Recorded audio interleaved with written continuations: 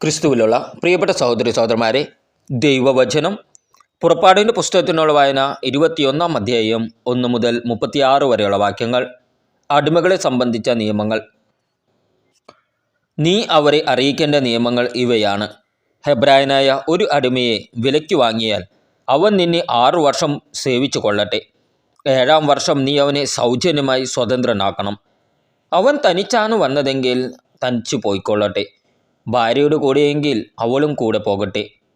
യജമാനൻ അവന് ഭാര്യയെ നൽകുകയും അവന് അവളിൽ പുത്രന്മാരോ പുത്രിമാരോ ജനിക്കുകയും ചെയ്താൽ അവളും കുട്ടികളും യജമാനൻ്റെ വകയായിരിക്കും.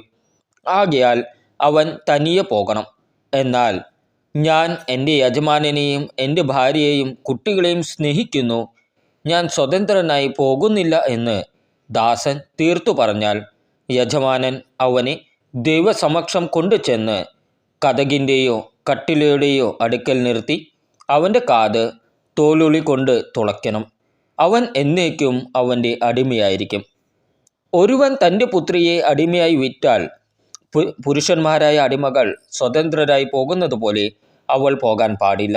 എന്നാൽ യജമാനൻ അവൾക്ക് വിവാഹ വാഗ്ദാനം നൽകിയ ശേഷം അവന് അവളിൽ അതൃപ്തി തോന്നിയാൽ അവൾ വീണ്ടെടുക്കപ്പെടാൻ അനുവദിക്കണം. അവളെ വഞ്ചിച്ചതിനാൽ അന്യർക്ക് അവളെ വിൽക്കാൻ അവന് അവകാശമുണ്ടായിരിക്കുകയില്ല. അവൻ അവളെ തൻ്റെ പുത്രന് ഭാര്യയായി നിശ്ചയിച്ചാൽ പുത്രിമാരോടെന്ന പോലെ അവളോട് പെരുമാറണം. അവൻ മറ്റൊരുവളെ ഭാര്യയായി സ്വീകരിക്കുന്നുവെങ്കിൽ ഇവൾക്കുള്ള ഭക്ഷണം, വസ്ത്രം, വൈവാഹിക അവകാശം എന്നിവയിൽ കുറവ് വരുത്തരുത്. ഇവ മൂന്നും അവൻ അവൾക്ക് നൽകുന്നില്ലെങ്കിൽ വില കൊടുക്കാതെ അവൾക്ക് സ്വതന്ത്രയായി പോകാം. ദേഹോപദ്രവത്തിന് ശിക്ഷ. മനുഷ്യനെ അടിച്ചു കൊല്ലുന്നവൻ വധിക്കപ്പെടണം. എന്നാൽ കരുതി കൂട്ടിയല്ലാതെ അവൻ്റെ കയ്യാൽ അങ്ങനെ സംഭവിക്കാൻ ദൈവം ഇടവരുത്തിയാൽ അവന് ഓടിയൊളിക്കാൻ ഞാൻ ഒരു സ്ഥലം നിശ്ചയിക്കും. ഒരുവൻ തൻ്റെ അയൽക്കാരനെ ചതിയിൽ കൊല്ലാൻ ധൈര്യപ്പെടുന്നുവെങ്കിൽ അവനെ എൻ്റെ ബലിപീഠത്തിങ്കൽ നിന്ന് പോലും പിടിച്ചു കൊണ്ടുപോയി വധിക്കണം. പിതാവിനെയോ മാതാവിനെയോ അടിക്കുന്നവൻ വധിക്കപ്പെടണം. മനുഷ്യനെ മോഷ്ടിച്ചു വിൽക്കുകയോ തൻ്റെ അടുക്കൽ സൂക്ഷിക്കുകയോ ചെയ്യുന്നവൻ വധിക്കപ്പെടണം. പിതാവിനെയോ മാതാവിനെയോ ശപിക്കുന്നവൻ വധിക്കപ്പെടണം.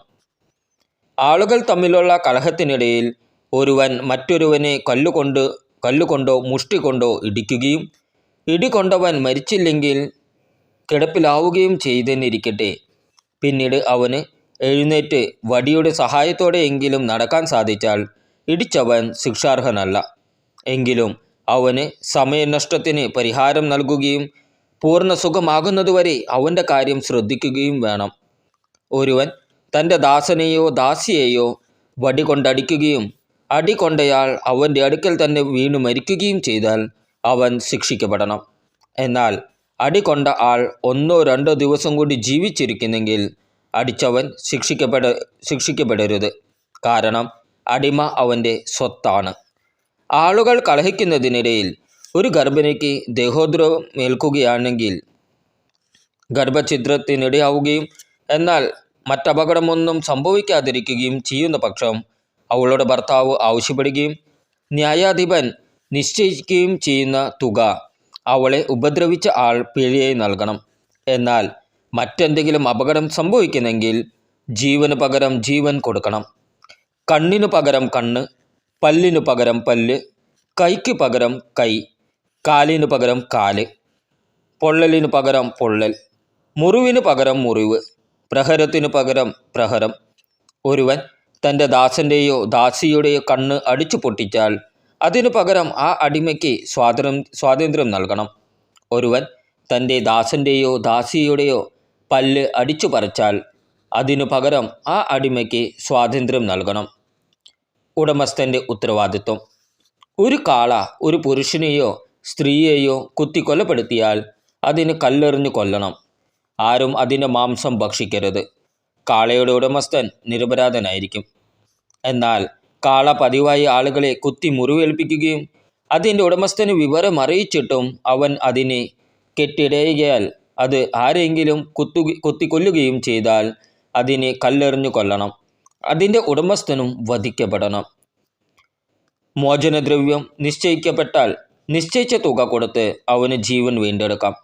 കാള ഒരു ബാലനെയോ ബാലികയെയോ കുത്തി മുറിവേൽപ്പിച്ചാലും ഇതേ നിയമം ബാധകമാണ്. ദാസനെയോ ദാസിയെയോ കുത്തി മുറിവേൽപ്പിക്കുകയാണെങ്കിൽ അവരുടെ യജമാനന് കാളയുടെ ഉടമസ്ഥൻ 30 ഷെക്കൽ വെള്ളി കൊടുക്കണം. കാളയെ കല്ലെറിഞ്ഞ് കൊല്ലുകയും വേണം. ഒരുവൻ കിണർ തുറന്നിടുകയോ അത് കുഴിച്ചതിന് ശേഷം അടയ്ക്കാതിരിക്കുകയോ ചെയ്തതുകൊണ്ട് അതിൽ കാളയോ കഴുതയോ വീഴാനിടയായാൽ കിണറിൻ്റെ ഉടമസ്ഥൻ മൃഗത്തിൻ്റെ ഉടമസ്ഥന് നഷ്ടപരിഹാരം ചെയ്യണം. എന്നാൽ ചത്ത മൃഗം അവനുള്ളതായിരിക്കും. ഒരുവൻ്റെ കാള മറ്റൊരുവൻ്റെ കാളയെ കുത്തി മുറിവേൽപ്പിക്കുകയും അത് ചാകുകയും ചെയ്താൽ അവർ ജീവനുള്ള കാളയെ വിൽക്കുകയും കിട്ടുന്ന പണം പങ്കിട്ടെടുക്കുകയും വേണം. ചത്ത കാളയെയും പങ്കിട്ടെടുക്കണം. എന്നാൽ തൻ്റെ കാള കുത്തുന്നതെന്നറിഞ്ഞിട്ടും അതിനെ കെട്ടി നിർത്തുന്നില്ലെങ്കിൽ അവൻ കാളയ്ക്കു പകരം കാളയെ കൊടുക്കണം. ചത്ത കാള അവനുള്ളതായിരിക്കും. പുറപ്പാടിൻ്റെ പുസ്തകത്തിനുള്ള വായന 22-ാം അധ്യായം 1 മുതൽ 31 വരെയുള്ള വാക്യങ്ങൾ. നഷ്ടപരിഹാരം. ഒരുവൻ കാളയെയോ ആടിനെയോ മോഷ്ടിച്ച് കൊല്ലുകയോ വിൽക്കുകയോ ചെയ്താൽ അവൻ ഒരു കാളയ്ക്ക് പകരം 5 കാളയെയും ഒരാടിന് പകരം 4 ആടിനെയും കൊടുക്കണം. ഭവനഭേദനത്തിനിടയിൽ പിടിക്കപ്പെടുന്ന കള്ളൻ അടിയേറ്റു മരിച്ചാൽ അവൻ്റെ രക്തത്തിന് പ്രതികാരം ചെയ്യേണ്ടതില്ല. എന്നാൽ സൂര്യോദയത്തിന് ശേഷമാണ് ഇത് സംഭവിക്കുന്നതെങ്കിൽ അവൻ്റെ രക്തത്തിന് പ്രതികാരം ചെയ്യണം. മോഷ്ടിച്ച വസ്തു മുഴുവൻ മോഷ്ടാവ് തിരിച്ചു കൊടുക്കണം. അവൻ്റെ കൈവശം ഒന്നുമില്ലെങ്കിൽ അവന് വിറ്റ് നഷ്ടം ഈടാക്കണം. മോഷ്ടിക്കപ്പെട്ട കാളയോ കഴുതയോ ആടോ അവൻ്റെ പക്കൽ ജീവനോടെ കാണപ്പെടുന്നെങ്കിൽ മോഷ്ടിച്ചതിൻ്റെ ഇരട്ടി അവൻ തിരികെ കൊടുക്കണം. ഒരുവൻ മറ്റൊരുവൻ്റെ വയലിലോ മുന്തിരിത്തോട്ടത്തിലോ തൻ്റെ കന്നുകാലികളെയോ മേയ്ക്കുകയോ അവയെ അഴിച്ചുവിട്ട് മറ്റൊരുവൻ്റെ വയലിൽ മേയാനിടയാക്കുകയോ ചെയ്താൽ അവൻ തൻ്റെ വയലിലും മുന്തിരിത്തോട്ടത്തിലും നിന്നുള്ള ഏറ്റവും നല്ല വിളവ് നഷ്ടപരിഹാരമായി കൊടുക്കണം. മുൾപടർപ്പിന് തീ പടർന്നു പിടിച്ചിട്ട് കൊയ്ത്തുകൂട്ടിയ ധാന്യമോ കൊയ്യാത്ത ധാന്യമോ വയലോ കത്തി നശിക്കാനിടയായാൽ തീ കത്തിച്ചയാൾ നഷ്ടപരിഹാരം കൊടുക്കണം. അയൽക്കാരൻ സൂക്ഷിക്കാൻ ഏൽപ്പിച്ച പണമോ സാധനങ്ങളോ ഒരു വീട്ടിൽ നിന്ന് മോഷ്ടിക്കപ്പെടുകയും കള്ളനെ പിടികൂടുകയും ചെയ്താൽ മോഷ്ടിച്ചതിൻ്റെ ഇരട്ടി അവൻ തിരിച്ചു കൊടുക്കണം. കള്ളനെ പിടികിട്ടിയില്ലെങ്കിൽ താൻ അയൽക്കാരൻ്റെ വസ്തുക്കളിൽ മേൽ കൈവച്ചിട്ടില്ലെന്ന് വീട്ടുടമസ്ഥൻ ദൈവത്തിനു മുമ്പിൽ സത്യം ചെയ്യണം. കാള, കഴുത, ആട്, വസ്ത്രം, നഷ്ടപ്പെട്ട മറ്റെന്തെങ്കിലും വസ്തുവെപ്പറ്റി തർക്കമുണ്ടാകുകയോ ഇതെൻ്റേതാണ് എന്നും 2 പേർ അവകാശപ്പെടുകയും ചെയ്താൽ ഇരുവരും ദൈവസന്നിധിയിൽ വരട്ടെ. കുറ്റക്കാരനെന്ന് ദൈവം വിധിക്കുന്ന ആൾ തൻ്റെ അയൽക്കാരന് ഇരട്ടി തിരികെ കൊടുക്കണം. ഒരുവൻ അയൽക്കാരൻ്റെ പക്കൽ സൂക്ഷിക്കാൻ ഏൽപ്പിച്ച കാളയോ കഴുതയോ ആടോ മറ്റെന്തെങ്കിലും മൃഗമോ പരിക്കേൽക്കുകയോ ചത്തുപോവുകയോ നഷ്ടപ്പെടുകയോ ചെയ്യുകയും അതിന് സാക്ഷി ഇല്ലാതിരിക്കുകയും ചെയ്താൽ ആ അയൽക്കാരൻ കർത്താവിൻ്റെ നാമത്തിൽ സത്യം ചെയ്ത് തൻ്റെ നിരപരാധത തെളിയിക്കണം. ഉടമസ്ഥൻ സത്യപ്രതിജ്ഞ അംഗീകരിക്കണം. മുതൽ തിരിച്ചു കൊടുക്കാൻ അവരന് കടമയുണ്ടായിരിക്കുകയില്ല. എന്നാൽ അത് തൻ്റെ പക്കൽ നിന്ന് മോഷ്ടിക്കപ്പെട്ടാൽ അവൻ അതിൻ്റെ ഉടമസ്ഥന് നഷ്ടപരിഹാരം ചെയ്യണം. വന്യമൃഗങ്ങൾ അതിനെ കടിച്ചു കീറിയെങ്കിൽ തെളിവിനായി അവശിഷ്ടങ്ങൾ ഹാജരാക്കട്ടെ. കടിച്ചു കീറക്കപ്പെട്ടതിന് നഷ്ടപരിഹാരം ചെയ്യേണ്ടതില്ല. ഒരുവൻ തൻ്റെ അയൽക്കാരിൽ നിന്ന് എന്തെങ്കിലും മൃഗത്തെ വായ്പ വാങ്ങിയിട്ട് ഉടമസ്ഥൻ്റെ അസാധാന്യത്തിൽ അത് ചത്തുപോകുന്നതിനോ അതിന് മുറിവേൽക്കുന്നതിനോ ഇടയായാൽ അവൻ നഷ്ടപരിഹാരം ചെയ്യണം. എന്നാൽ അത് സംഭവിക്കുന്നത് ഉടമസ്ഥൻ്റെ സാന്നിധ്യത്തിലാണെങ്കിൽ നഷ്ടപരിഹാരം ചെയ്യേണ്ട. അത് കൂലിക്കെടുക്കതാണെങ്കിൽ കൂലി കൊണ്ട് നഷ്ടം പരിഹരിക്കപ്പെടും. വിവിധ നിയമങ്ങൾ. വിവാഹനിശ്ചയം കഴിഞ്ഞിട്ടില്ലാത്ത ഒരു കന്യകയെ വശീകരിച്ച് അവളോടൊത്ത് ശയിക്കുന്നവൻ വിവാഹത്തുക നൽകി അവളെ ഭാര്യയായി സ്വീകരിക്കണം.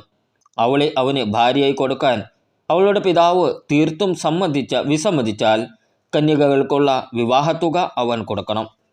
മന്ത്രവാദിനിയെ ജീവിക്കാൻ അനുവദിക്കരുത്. മൃഗത്തോട് സംഗമിക്കുന്നവൻ വധിക്കപ്പെടണം. കർത്താവിന് മാത്രമല്ലാതെ മറ്റൊരു ദേവന്മാർക്ക് ബലിയർപ്പിക്കുന്നവനെ നിശേഷം നശിപ്പിക്കണം. നിങ്ങൾ പരദേശിയെ ദ്രോഹിക്കുകയോ ഞെരുക്കുകയോ അരുത്.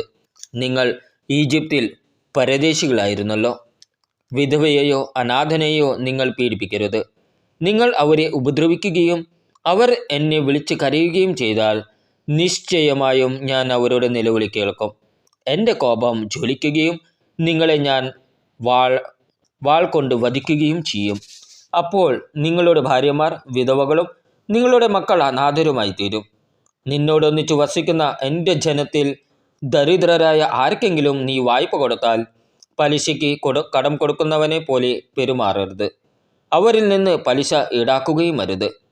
അയൽക്കാരൻ്റെ മേലങ്കി പണയം വാങ്ങിയാൽ സൂര്യാസ്തമയത്തിനു മുമ്പ് അത് തിരികെ കൊടുക്കണം. എന്തെന്നാൽ അത് മാത്രമാണ് അവനുള്ള പുതപ്പ്. തൻ്റെ ശരീരത്തിൽ അണിയുന്ന ആ ഉടുപ്പല്ലാതെ അവൻ ഉറങ്ങുമ്പോൾ പുതയ്ക്കാൻ മറ്റെന്തുണ്ട്? അവൻ എന്നെ വിളിച്ചു കരഞ്ഞാൽ ഞാൻ അത് കേൾക്കും. ഞാൻ കരുണയുള്ളവനാണ്. നീ ദൈവത്തെ നിന്ദിക്കുകയോ നിന്റെ ജനത്തിൻ്റെ ഭരണാധികാരിയെ ശപിക്കുകയോ അരുത്. നിന്റെ മെതിക്കളത്തിലെയും ചക്കുകളിലെയും ഫലസമൃദ്ധിയിൽ നിന്ന് കാഴ്ച സമർപ്പിക്കാൻ വൈകരുത്. നിന്റെ പുത്രന്മാരിൽ ആദ്യജാതനെ എനിക്ക് നൽകണം. നിന്റെ കാളയെയും ആടുകളെയും സംബന്ധിച്ചും ഇപ്രകാരം തന്നെ ചെയ്യണം. അവയുടെ കടിഞ്ഞൂൽ 7 ദിവസം തള്ളയുടെ കൂടെ കഴിയട്ടെ. 8-ാം ദിവസം നീ അതിനെ എനിക്ക് തരണം. നിങ്ങൾ എനിക്ക് സമർപ്പിക്കപ്പെട്ട വിശുദ്ധ ജനമായിരിക്കും. വന്യമൃഗങ്ങൾ കടിച്ചു കീറിയ മാംസം നിങ്ങൾ ഭക്ഷിക്കരുത്. അത് നായ്ക്കൾക്ക് എറിഞ്ഞു കൊടുക്കണം. നമ്മുടെ കർത്താവായ ഈശോ മിശിഹായ്ക്ക് സ്തുതി.